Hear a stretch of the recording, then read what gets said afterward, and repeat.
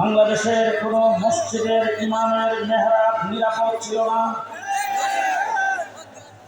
কোনো মসজিদের খতিবের মিম্বর নিরাপদ ছিল না, বাংলাদেশের কোনো ওয়াজ মাহফিল ইসলামী সম্মেলনের স্টেজ নিরাপদ ছিল না।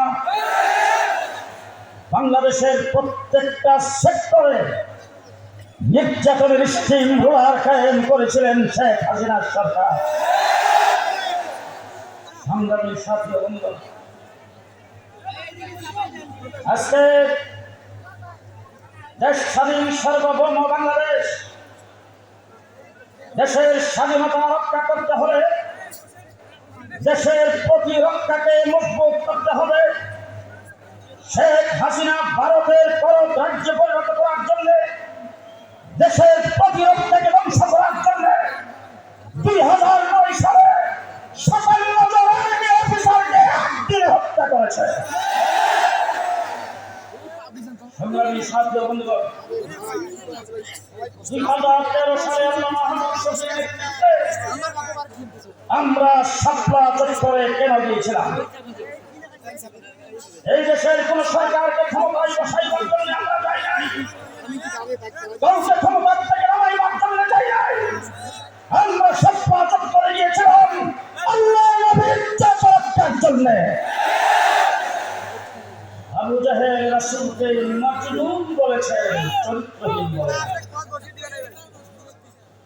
আবু জাহেল রাসূলকে পাগল বলেছেন, কিন্তু মৃত্যু বলতে পারে নাই।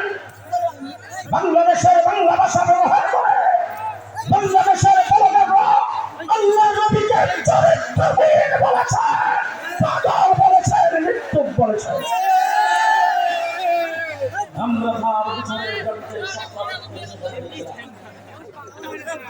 শাহবাগে নাস্তিকার মুক্তারদের একত্রিত হয়ে 14 অপরাধীদের বিচারের দাবিতে রাত্রদিন 24 ঘন্টা সেখানে মাসের পর মাস এমন কোন অনৈতিক কার্যক্রম নাই যে তারা করে নাই। সেই জায়গার ভিতরে মাসের পর মাস সেখানে নারী পুরুষ একত্রিত হয়ে রাত্র যাপন করতে পারলো। এক রাত্র শাপলা চত্বরে আমরা থাকতে পারলাম না। শেষ রাত্রে তাহাজ্জুদ যত সেজদা রত মজা গুলি করে হত্যা করেছে। সংগ্রামী সাথী বন্ধুগণ, 2021 সালে বাংলাদেশের স্বাধীনতার 50 বছর পালন হবে। দেশটা শেখ হাসিনার বাবার নয়, দেশ শেখ হাসিনার নয়, দেশ বাংলাদেশের 18 কোটি মানুষের।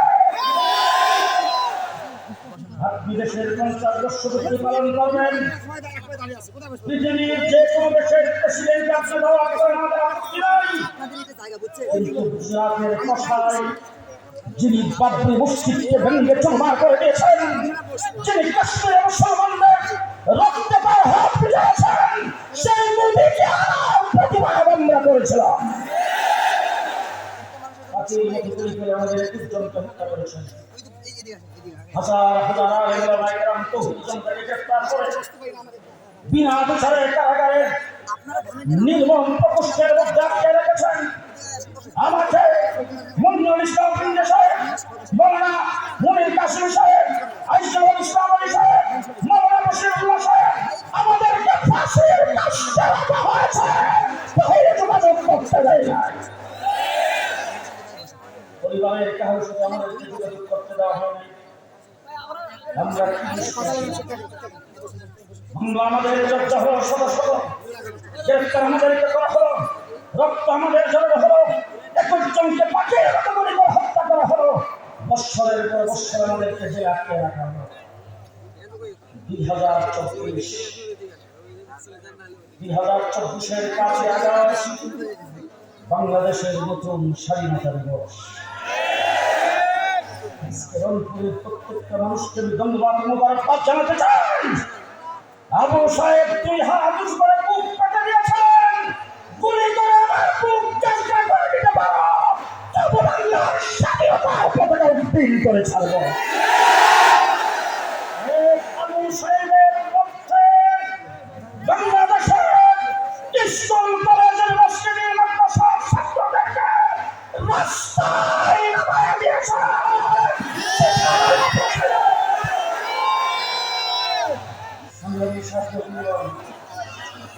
শেখ হাসিনা বাংলাদেশ থেকে ভাববার আগে তিনি নাকি বাংলাদেশের সেনাবাহিনী প্রধান, পুলিশ প্রধান, নৌবাহিনীর প্রধানদেরকে বলেছিলেন, আমি তোমাদেরকে প্রধানমন্ত্রী দিয়েছি, আমি তোমাদেরকে এত সুযোগ সুবিধা দিয়েছি, এখন আমার কাছেও যেন কেউ আসতে পারে, তাদেরকে ঠেকাও। পরিষ্কার জবাব দিয়েছেন, ম্যাডাম, যার গায়ে গুলি লাগবে সে নিচে পড়বে, তার পাশে যিনি আছেন তিনি এক কদম পিছপা হবে না।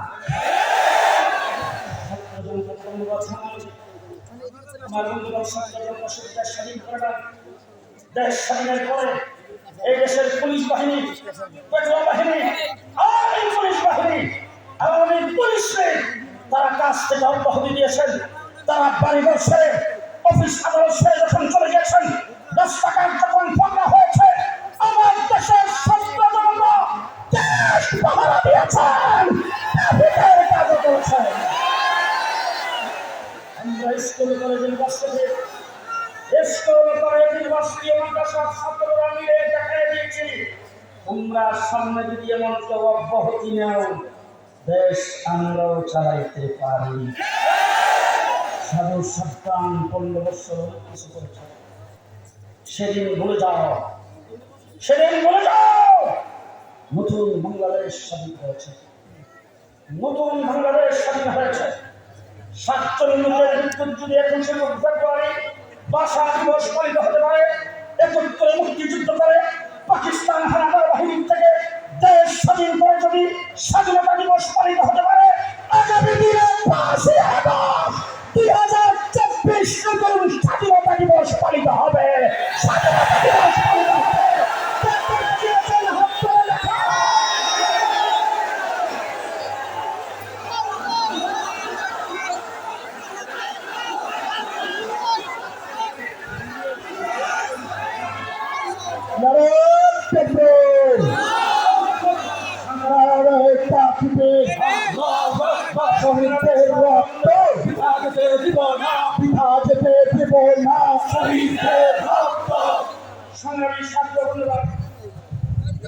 আমাদের দেশের মন্ত্রীরা সরকারি বাহিনীর লোকজন কথা কথাই বলতেন শেখ হাসিনা তাহার যোগ্য। তিনি নাকি সকালবেলা কোরআন শরীফ তেলাওয়াত করে না করে কোন কাজ করেন না। আমি একটা জিনিস চিন্তা করে বুঝে পাই না, ইসলামের জন্য শেখ হাসিনার দরদটা হবে কেন? তার একমাত্র সন্তান আপনাদের এই রংপুরের সবাই বিয়ে করেছেন খ্রিস্টান, তার একমাত্র বোনের ঘরের ভাগনা বিয়ে করেছেন খ্রিস্টান, তার একমাত্র বোনের ঘরের বাগ্নি বিয়ে বসেছে একজন শ্বেতাঙ্গের কাছে। যদি কোনো হিন্দু বুদ্ধ খ্রিস্টানের কাছে কেউ বিয়ে বসে দেখি বিয়ে হয় না, বাড়া দেওয়া হয়।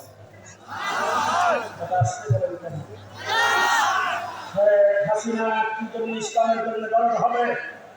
আজকে শেখ হাসিনার বাগ্নি লন্ডনের এমপি, সেখানে তিনি আশ্রয় চেয়েছেন, লন্ডন থেকে পরিষ্কার তাকে নিষেধ করে দেওয়া হয়েছে। শেখ হাসিনার ছেলের বউ আমেরিকান নাগরিক আশ্রয় চেয়েছেন, সেখান থেকে প্রত্যাখ্যান করেছে। ইউরোপের 23টা রাষ্ট্রে আশ্রয় চেয়েছে, সেখান থেকে প্রত্যাখ্যান করেছেন। চীনে আশ্রয় চেয়েছে, সেখান থেকে প্রত্যাহার করেছে। কানাডায় আশ্রয় চেয়েছে, সেখান থেকে প্রত্যাহার করেছে। অস্ট্রেলিয়ার থেকে প্রত্যাহার হয়েছে। পৃথিবীর কোন রাষ্ট্র তাকে জায়গা দেয় নাই। ভারতের মোদী তুমি কিভাবে জায়গা দিলা?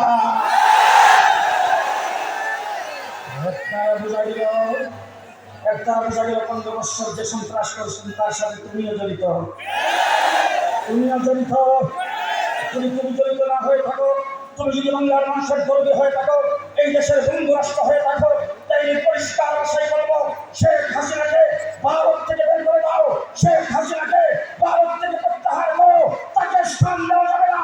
যদি তাকে স্থান দিয়ে রাখো, তার দলবল নিয়ে সেখান থেকে যদি বাংলাদেশের বিরুদ্ধে পানি সরকার তাকে ষড়যন্ত্র করতে থাকে, পরিষ্কার ভাষায় বলতে চাই, প্রয়োজনে বাংলাদেশের দূতাবাস বন্ধ করে দেওয়া হবে।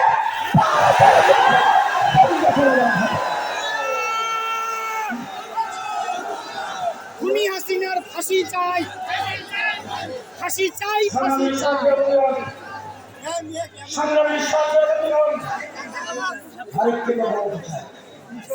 বাংলাদেশে অনেক সংগঠন গড়ে দেওয়া হয়েছে।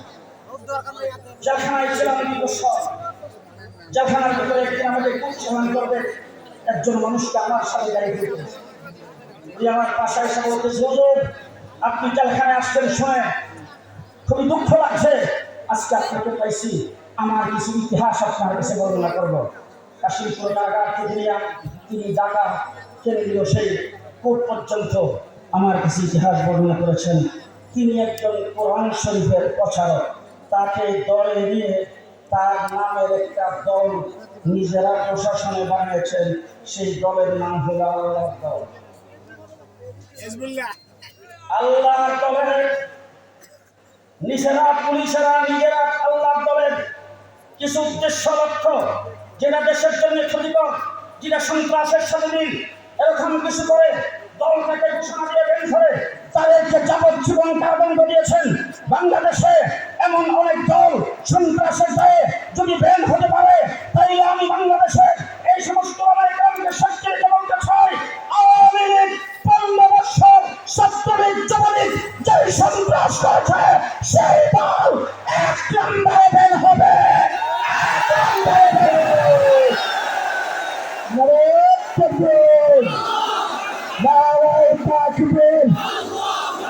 শহীদদের রক্ত বৃথা যেতে দেব না।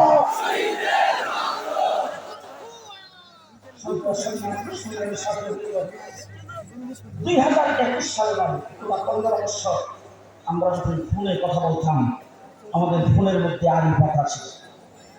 কোথায় কথা বলেছি, কার সঙ্গে কথা বলেছি, সব আমাদের কাছে এখন। সেই শেখ হাসিনা বিদায় হয়েছে, প্রযুক্তি কি বিদায় হয়েছে? প্রযুক্তি বিদায় হয়েছে। তাহলে বর্তমান অন্তর্বর্তীকালীন সরকারকে বলবো, যদি আগের সেই প্রযুক্তি থাকে, সেই প্রযুক্তির মাধ্যমে জীবনে অপারেশন করে আওয়ামী লীগ যেমন বলেছিল মাটির নিচ থেকে হলে তাদেরকে দেখতে হবে, আজকে আমিও বলতে চাই আওয়ামী দূষকদেরকে মাটির নিচ থেকে বের করে দিতে হবে। শেষ কথা বলবো, ফাঁসির কাছে যেখানে ফাঁসি দেওয়া হয় সে জায়গাটাও দেখে এসেছি। রাতের 12টায় 1 মিনিটে সেখানে ফাঁসি দেওয়া হয়। আমি আজকে রংপুরের মাটিতে দাঁড়িয়ে আগামী করবো, অন্তত ফাঁসি দেন, বিচার করেন, কোর্টের মাধ্যমে করেন, জেলখানার ভিতরে দেন, আমাদের কোনো আপত্তি নাই।